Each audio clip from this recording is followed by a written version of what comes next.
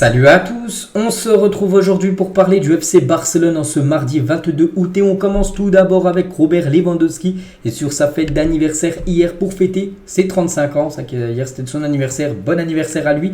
Et toujours avec Lewandowski parce que hier c'était son anniversaire, il était aussi invité du côté de l'Allemagne pour Sport Bild parce qu'en gros ils ont récompensé pas mal de joueurs. Il y avait des joueurs du Barça comme Lewandowski et Gundogan au Sport Bild cérémonie. Donc Sport Bild en gros c'est un journal, c'est comme journal, je sais pas, Sport, Mundo Deportivo ou même le journal L'équipe, un journal sportif en gros qui fait des cérémonies. Puis là en gros il y avait une petite cérémonie, puis ils ont été invités ces deux-là pour recevoir des prix tout simplement. Donc Lewandowski et Gundogan. Et Gundogan lui a été élu meilleur joueur allemand de l'année. Donc c'est vrai qu'il évolue, il a reçu ce prix grâce à ses performances du côté de Manchester City. Mais on en parle maintenant parce que voilà, c'est bien sûr un joueur du Barça. On est très content pour Gundogan et c'est mérité. La saison dernière, on sait tout ce qu'il a pu remporter avec son équipe de Manchester City et c'est amplement mérité pour lui. Et Gundogan, il a dit lors de cette cérémonie Sport Bild, ma discussion avec Lewandowski avant de rejoindre le Barça, ses yeux brillaient quand il parlait du club et cela m'a assuré que ce serait une bonne décision de rejoindre le FC Barcelone parce que en gros, Gundogan avait parlé avec Lewandowski pour savoir le ressenti de cette ville, du club du Barça, si c'était un bon club pour lui pour la suite de sa carrière. Et quand Lewandowski lui a parlé du Barça, ses yeux brillaient un petit peu. Donc il s'est dit oui, il faut que j'aille là-bas. Et du coup, ça s'est fait bien sûr. Avec l'arrivée de Gundogan, ça fait déjà un mois qu'il a rejoint le club. Et ce que je pense du transfert de Gundogan au Barça, cette fois-ci, c'est Fabrizio Romano. Il a dit Gundo est à mon avis le joueur le plus sous-coté de ces 10 dernières années. C'est vrai que c'est un immense footballeur, Gundogan. Et l'avoir du côté du Barça et surtout la masterclass du Barça, l'accueillir gratuitement. Je ne sais pas si vous vous rendez compte ce qu'a réalisé le Barça sur ce mercato. Toujours avec Fabrizio Romano parce qu'hier il était interviewé, donc il a donné son ressenti sur Gundogan. Il a aussi donné son ressenti sur Ferran Torres. Et il a dit, à mon avis, d'après Fabrizio Romano, Ferran restera au Barça. Il reste 9 jours de mercato. Pour lui, il restera du côté du Barça. Il ne va pas quitter le club dans les 9 prochains jours. Concernant Ferran Torres, toujours avec Fabrizio Romano. Et quelqu'un lui a posé une question par rapport à Amrabat au Barça. Souvenez-vous, Amrabat qui était une piste, c'était l'hiver dernier. Il a dit qu'ils ont signé Oriol Romeu. En gros, c'est ce joueur qui a pris la place d'Amrabat. Du coup, Amrabat, maintenant, il n'y a plus du tout de rumeur. Il ne viendra pas du côté du Barça, avec le Barça recruté un joueur dans le même style, Oriol Romeu. Mbappé au Barça, quelqu'un lui a posé une question. Il n'y a aucune chance. Voilà, donc on s'en doutait. Voilà, il a mis les choses au point. Sur Mbappé au Barça, c'est pas possible. Lamine Yamal et Baldé ont déjà signé leur prolongation de contrat qui devrait être officialisée. C'est déjà lui. Ça a déjà été signé, mais toujours pas officialisé par le club. Ça devrait l'être très prochainement. Très content parce que c'est deux pépites, bien sûr. Les deux. Victor Roque jouera en janvier pour le Barça. Il ne viendra pas sur ce mercato 2023. Il viendra en janvier. Regardez, c'est Fabrizio Romano qui l'a mis. Donc Victor Roque, est-ce qu'il viendra pour le Barça en janvier? Voilà, mais pas là en août. Et Bernardo va prolonger avec City. Donc Bernardo au Barça, non, parce qu'il va prolonger à Manchester City jusqu'en 2026. Donc voilà, il a mis pas mal de points sur des questions peut-être qu'on pourrait se poser. Il a été clair tout simplement. Fabrizio Romano. Et en parlant de Victor Roque, parce que voilà, j'ai dit qu'il arrivera pour le Barça. Il a joué la nuit dernière avec son équipe de l'Atlético Paranaense et il a marqué de nouveau un but. Regardez, il a fait la célébration un peu à la Memphis Depay et surtout il a marqué un magnifique but. Je ne sais pas si vous avez vu son but, j'ai pas vu le match mais j'ai vu son but. Magnifique but, une frappe en pleine lucarne, magnifique but de ce joueur qui arrivera du coup en janvier 2024 du côté du club. Et Fabrizio Romano, il y a aussi des questions bien sûr par rapport au transfert qui devrait se faire, qui est très très chaud, c'est Cancelo. Soyez patient, Cancelo Barça, ça se fera. Donc voilà, il confirme. Il le dit, Fabrizio Romano dit ça, il se trompe très rarement, il est très très fiable niveau mercato, il dit que il faut être patient, ça va se faire. Cancelo du côté du club. Donc Cancelo, c'est here we go. Il a dit, il n'y a pas encore eu le here we go, il a dit. Je ne sais pas, je ne prédis pas l'avenir, quand ça sera acté, je dirais here we go. Voilà, quand il dit son here we go, il le dit pas au pif comme ça, c'est vraiment quand il a des sources, quand c'est acté, quand c'est sûr que ça soit fait, là il dit son here we go.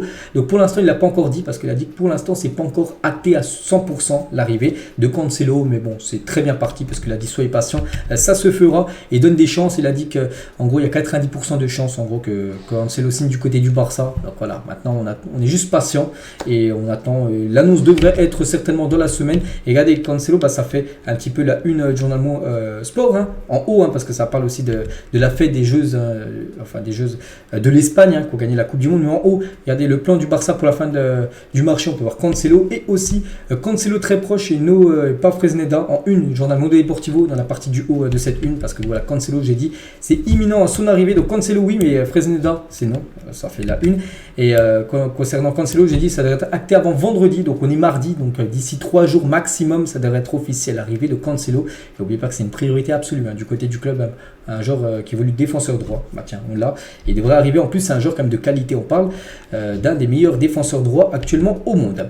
Et concernant, j'ai dit, Ivan Fresneda, donc Deco a voulu signer Fresneda tout l'été. Avec le départ de Marcos Alonso, la signature de Fresneda serait plus viable. En gros, il faudrait qu'il y ait un départ pour qu'il vienne. Fresneda, il faudrait par exemple que Marcos Alonso quitte le club. Mais pour l'instant, pas sûr qu'il quitte le club parce que Marcos Alonso n'écoutera pas les offres. Il n'a jamais pensé à quitter le Barça.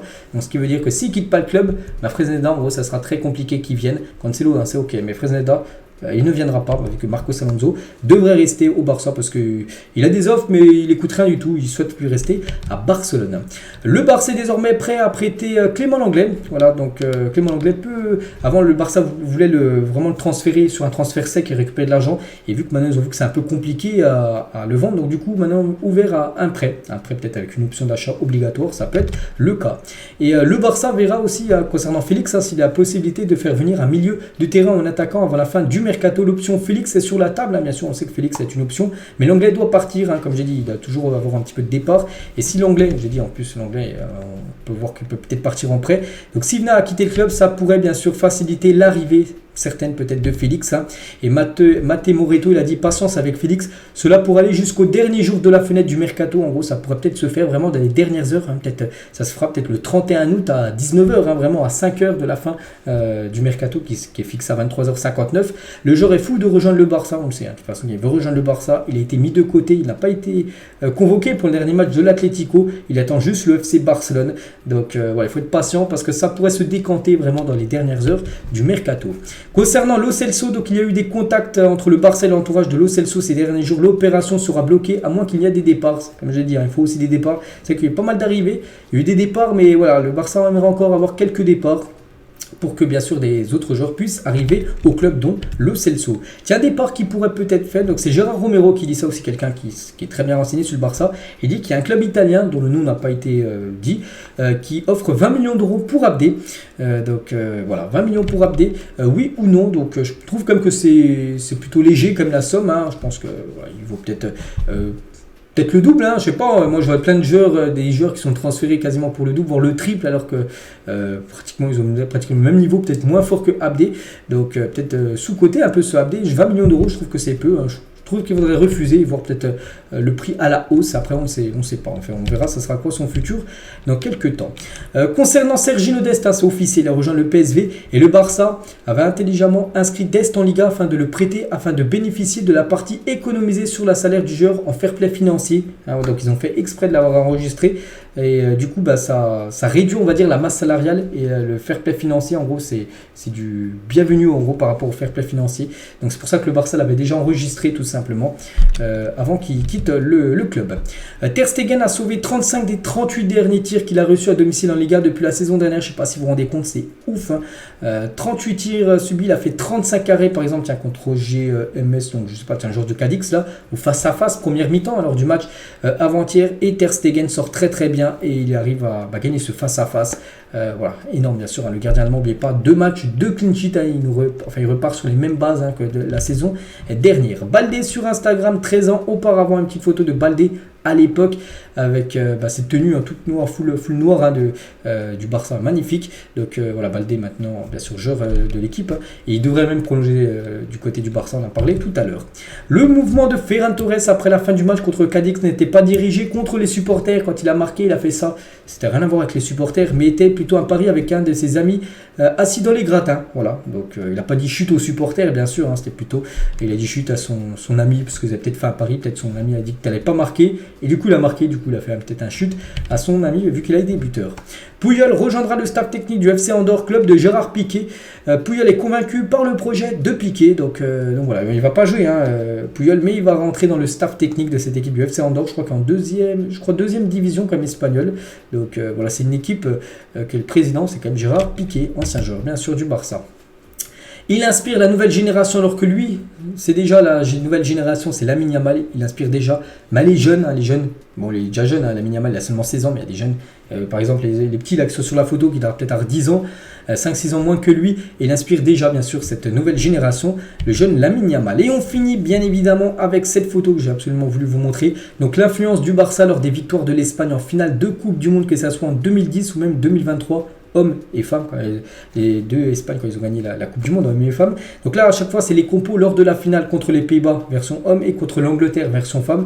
Et on peut voir à chaque fois le nombre de joueurs ou joueuses du Barça lors du 11 de départ des finales. Je crois que c'est 7 à chaque fois, donc ça fait 4, 5, 6, 7 aux hommes, et 7 également sur les femmes. 7 sur 11 à chaque fois, c'est énorme les gars.